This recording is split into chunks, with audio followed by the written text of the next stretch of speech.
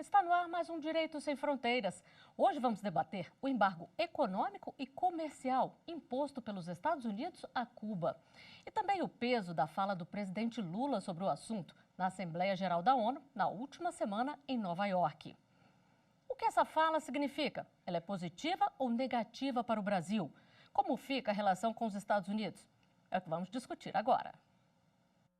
Historicamente, a legislação dos embargos econômicos e comerciais dos Estados Unidos a Cuba é resultado de uma série de leis e regulamentações promulgadas ao longo das décadas. O embargo a Cuba teve origem durante a Guerra Fria, quando em 1959 os Estados Unidos, preocupados com a disseminação do comunismo na América Latina, começaram a impor restrições comerciais e econômicas a Cuba. Até que em 1963, após a crise dos mísseis cubanos de 1962, o presidente dos Estados Unidos, John Kennedy, emitiu emendas à Lei de Comércio com o Inimigo, de 1917, para impor um embargo comercial total a Cuba. Em 1996, a Lei Helms-Burton ampliou o embargo e autorizou cidadãos dos Estados Unidos a processar empresas estrangeiras que faziam negócios com propriedades cubanas nacionalizadas após a Revolução do país. Esta lei também fortaleceu o embargo ao proibir a entrada nos Estados Unidos de executivos destas empresas. Além disso, vários presidentes dos Estados Unidos emitiram decretos para modificar as regulamentações do embargo a Cuba, refletindo as políticas específicas de cada administração. E para falar deste assunto, eu converso online com Paulo Velasco, professor de Política Internacional da Universidade Estadual do Rio de Janeiro, e também com Arno Dalry Júnior, doutor em Direito Internacional pela Universidade de Milão e professor de Direito Internacional da Universidade Federal de Santa Catarina. Muito obrigada pela participação de vocês aqui no nosso programa. Doutor Arno, eu gostaria de começar falando dessas mudanças. Foram várias mudanças aí nos embargos ao longo dos anos, não é mesmo? Sim, sem dúvida alguma, nós temos um projeto dos Estados Unidos em relação a Cuba que não se define somente por uma ou duas normas. Nós temos um conjunto de normas que vem desde a década de 60 para cá e que vão agravando cada vez mais a situação cubana e estendendo as áreas onde esse embargo pode tocar. Inicialmente era um embargo comercial que se limitava às empresas cubanas e às relações comerciais entre Cuba e os Estados Unidos e foi se estendendo inclusive para situações bastante mais complexas, principalmente nos anos 90, com uma série de normas bastante pesadas, que conduzem o embargo também para relações de Cuba com outros estados e também para cidadãos que façam algum tipo de relacionamento comercial com Cuba. Então, realmente é um projeto mais amplo e mais longo e que faz parte de uma estratégia dos Estados Unidos dentro da sua lógica de espaço vital. Os Estados Unidos encaram a América Latina como um grande quintal seu, um grande ambiente, desde a época do Plano Monroe, e de lá para cá, da mesma forma como a Alemanha tinha o seu projeto de espaço vital e a União Soviética tinha o seu também, os Estados Unidos têm para a América Latina, usando Cuba como o seu grande ariete, usando Cuba como sua grande cobaia. Professor Paulo, e os impactos são grandes tanto para Cuba quanto para outros estados?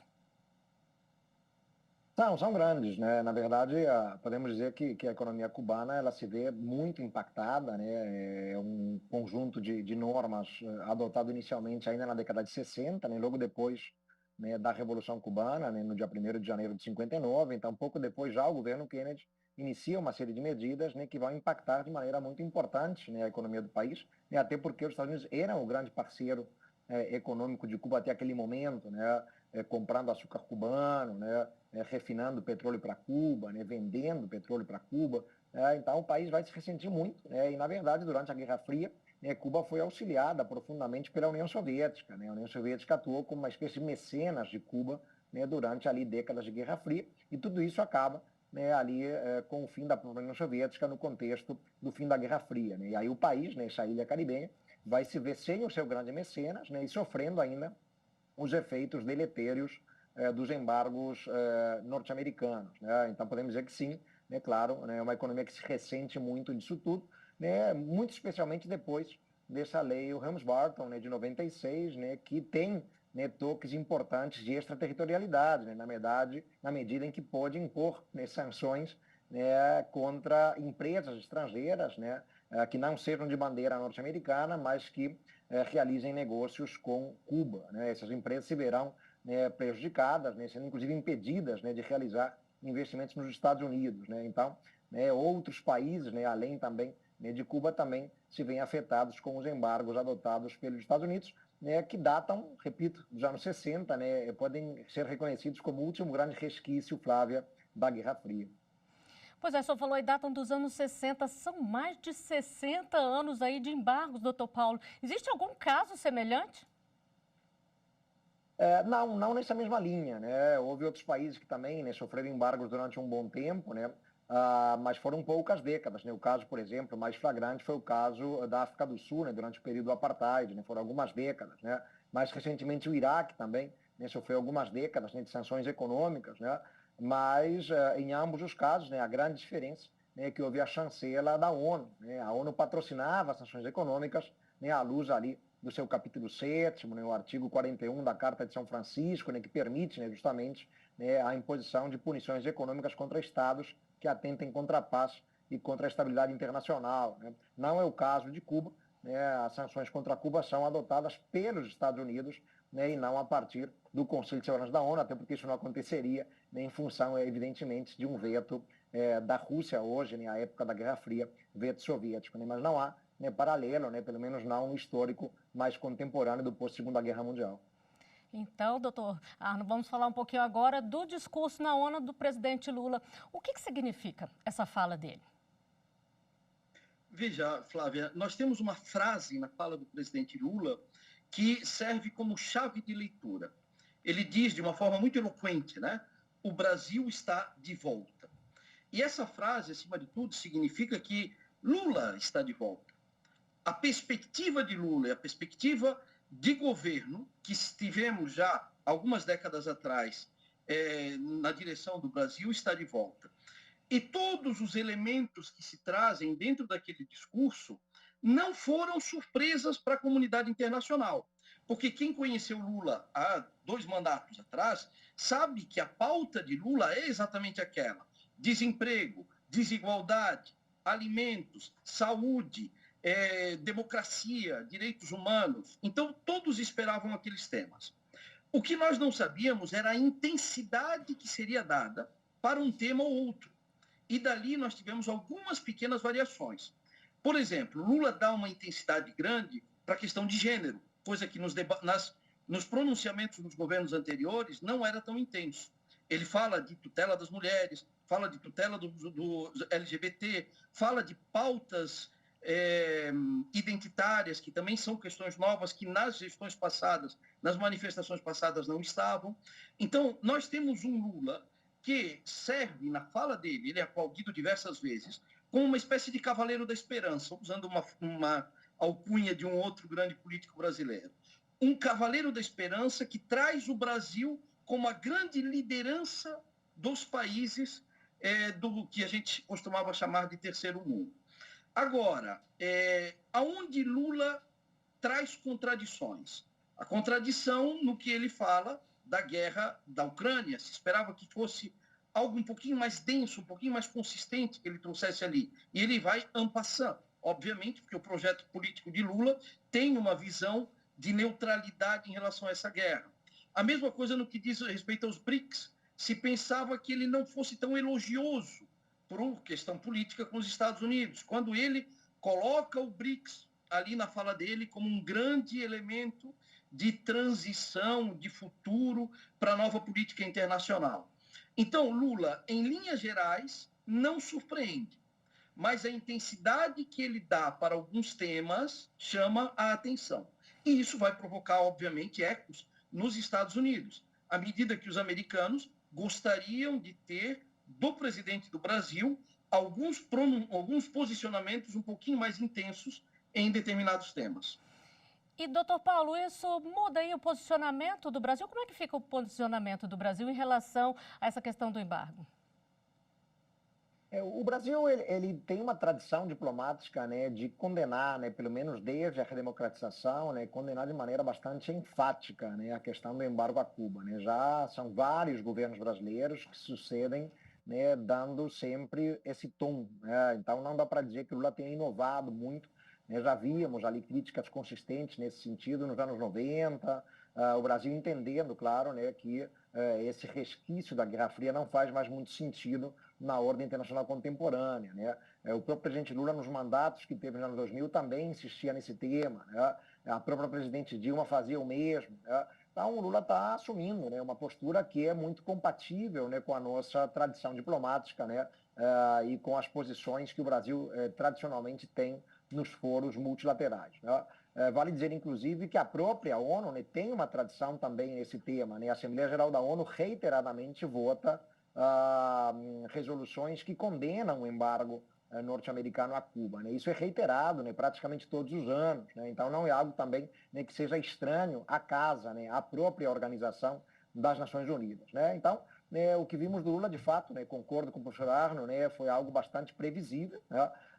Não surpreendeu em hipótese alguma, né, ele ter adotado um tom em defesa justamente do Sul global, né, de uma nova arquitetura financeira global, a reforma do Conselho de Segurança, né, a questão dos direitos humanos, a própria temática ambiental, que entrou com muita centralidade, né, são temas caros, né, à sua política externa desde os anos 2000. Né? Acho que o ponto interessante, né, foi justamente essa menção direta e corajosa ao embargo a Cuba, que ele já tinha feito alguns dias antes, né, na cúpula do G77 em Havana, mas em Havana tudo bem, ele está jogando para o público cubano, mas o fez depois em Nova York, na Assembleia Geral, né, aí sim, né, acho que é uma dose de coragem interessante, mas também nada muito surpreendente. Isso muda a relação Brasil-Estados Unidos ou não, professor?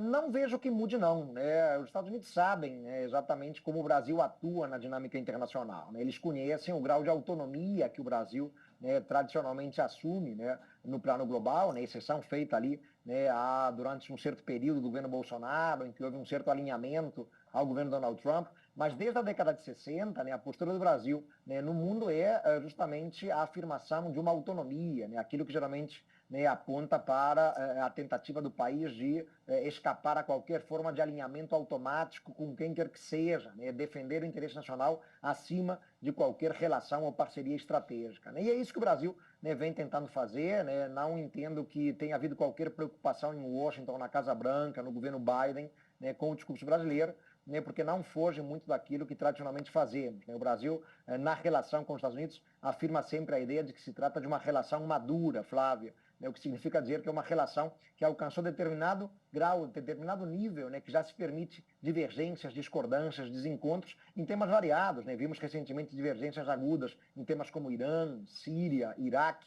né, a questão Israelo-Palestina, né, vimos disputas comerciais muito agudas na OMC entre Brasil e Estados Unidos. Né? Então, é uma diferença absolutamente tolerável para uma relação que se afirma e se pretende como madura. Bom, o Direito Sem Fronteiras faz uma breve pausa e volta já já.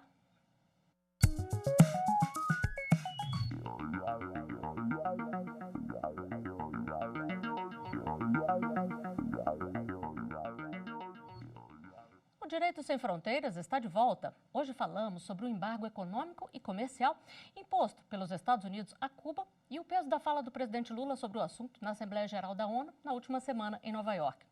Os nossos entrevistados são Arno Dalry Júnior, doutor em Direito Internacional, e também Paulo Velasco, professor de Política Internacional da Universidade Estadual do Rio de Janeiro. Bom, doutor Arno, a gente falou aqui no primeiro bloco sobre a questão dos embargos afetarem também países que negociam com Cuba. Na América Latina, especificamente, e no Brasil também, quais são os impactos desses embargos?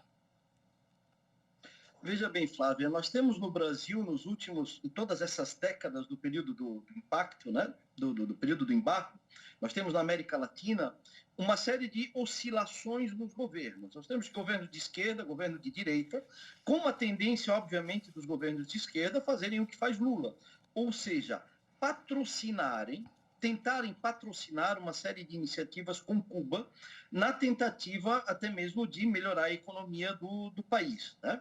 E esse é uma das grandes contradições, inclusive dentro do discurso de Lula, porque se de uma parte Lula fala no início do seu discurso e salienta direitos humanos e democracia, na outra ele traz o embargo de Cuba sem levar em conta esses dois elementos importantes e que causam uma certa perplexidade na comunidade internacional. De qualquer forma, para a América Latina tem impacto à medida que vários estados, principalmente aqueles que oscilam com o governo de esquerda, têm a tendência a patrocinarem, a querer patrocinar o comércio com Cuba, a patrocinarem negociações de vários tipos, e se veem várias vezes com as mãos atadas devido a essa pressão americana e tendentes a levar em conta o medo da retaliação do governo dos Estados Unidos, acabam se retraindo sem conseguir levar adiante essas negociações. O governo brasileiro, das duas primeiras gestões do governo Lula, depois do governo Dilma, e agora, tem sido bastante incisivo nessa tendência a patrocinar iniciativas em relação ao governo cubano, ao Estado cubano, e a tentar romper com esse embargo. Mas, como a gente sabe, não é algo fácil, à medida que os Estados Unidos mantêm o domínio, tenta manter com muito esforço e de uma forma incisiva o domínio na nossa região. E é a maior economia do mundo, né, professor Paulo?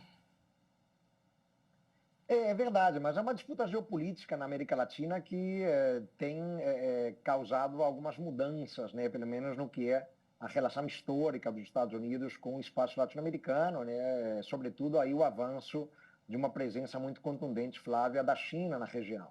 A China é, aliás, um dos grandes investidores em Cuba, né, ao lado de países como o Canadá e a Espanha, né, e a China se tornou, né, ao longo aí das últimas 2 décadas, o grande parceiro econômico da América Latina, né, já superando os Estados Unidos, né, em termos de parceria comercial, investimento e financiamento em praticamente toda a América Latina, né, a única exceção, claro, é o México, né, por conta da proximidade geográfica e por conta de fazer parte de um acordo de livre comércio com os Estados Unidos. Né.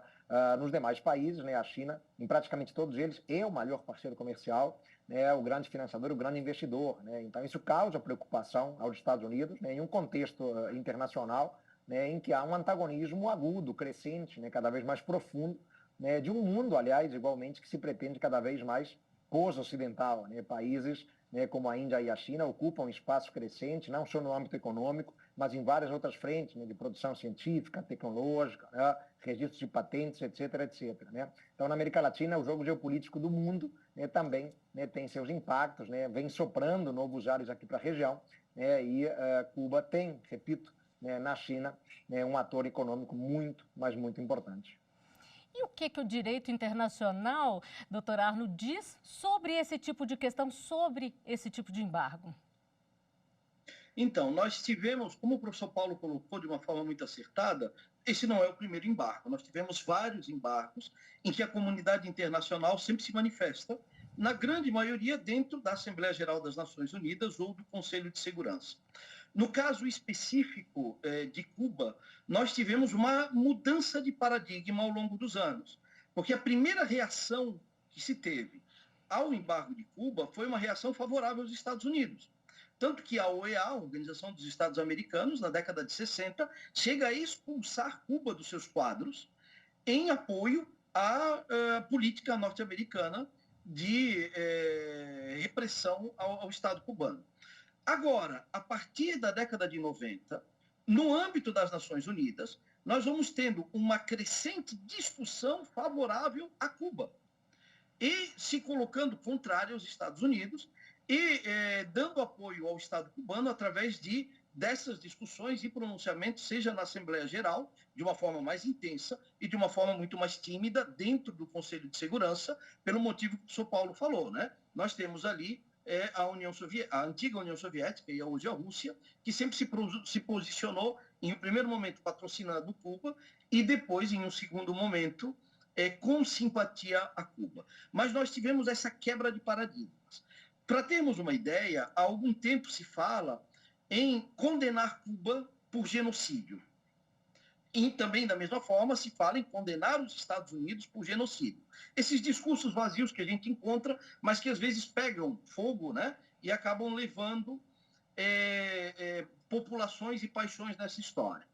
Não tem tido, no âmbito do direito internacional, nenhum espaço para uso do TPI, do Tribunal Penal Internacional, ou para a Convenção de Genocídio de 1948.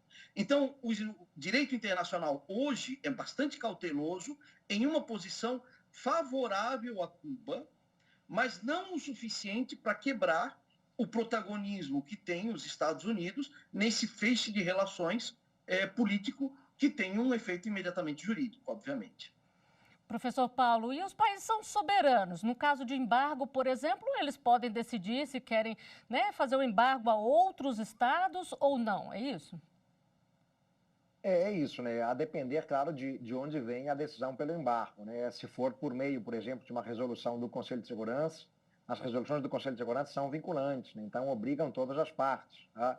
E ali poderíamos fundamentar, por exemplo, uma decisão a partir da Carta da ONU, para o artigo 41 que eu já comentei, da Carta de São Francisco, né? Então há muitos embargos ao longo da história da ONU, patrocinados pelo Conselho de Segurança, e aí os estados têm que obedecer, eles têm que observar uma resolução do Conselho, pois ela tem conteúdo vinculante, né? Diferente, né, de quando o embargo é adotado por algum país, né, por sua conta, né, que é o que, aliás, está acontecendo agora contra a Federação Russa, né? Evidentemente, como a Rússia tem poder de veto no Conselho de Segurança, né, não foi possível acionar o Conselho de Segurança para patrocinar qualquer tipo de punição contra a Rússia, né? Então, muitos países decidiram, né, impor sanções econômicas contra a Rússia, que são muito severas, mas aí a comunidade das nações decide, né, se vai seguir ou não. O Brasil, por exemplo, como boa parte da América Latina, praticamente toda, decidiu não acompanhar as sanções que vêm sendo aplicadas, né, desde 2014, mas com mais força desde o ano passado, contra a Federação Russa, né? Na década de 80, por exemplo, os Estados Unidos adotaram um grande embargo econômico contra a União Soviética, depois da União Soviética invadir o Afeganistão em 79. Né? O Brasil ainda era, à época, regime militar, era governo Figueiredo. O Brasil decidiu não acompanhar a decisão norte-americana, né, numa demonstração clara de autonomia em face de Washington, apesar de sermos ainda um regime militar. Né, o Brasil não acompanhou o embargo contra a União Soviética, nem manteve o seu comércio absolutamente normal, né, com Moscou. Né. Então, né, depende de onde vem a decisão. Se for uma decisão unilateral de um país, né, que não tem amparo numa resolução do Conselho de Segurança, aí os estados são soberanos, sim, para acompanhar ou não aquele embargo, né, aquela sanção econômica. Doutor Arne, o que a gente pode esperar aí desse embargo dos Estados Unidos a Cuba? É possível fazer esse tipo de previsão ou não? Não, eu acredito que não seja uma previsão fácil de ser feita, assim como acredito que não seja um problema de fácil resolução em curto prazo. Por um motivo bastante evidente. E como eu falei no início, os Estados Unidos olham para a América Latina como seu espaço vital. E ele precisa continuamente de um exemplo a ser dado a todos os estados que se contrapõem à vontade americana. E foi Cuba eleito a partir de 1959 para ocupar esse espaço. Então, os Estados Unidos, de um lado, do ponto de vista externo, certo? Não volta atrás no seu posicionamento, porque não quer demonstrar fragilidade diante dos outros estados latino-americanos. E, por outro lado, no âmbito interno, criou-se uma cultura de hostilidade a Cuba imensa dentro dos Estados Unidos, que tem, por exemplo, em Trump, em todo o Partido Republicano, os seus maiores.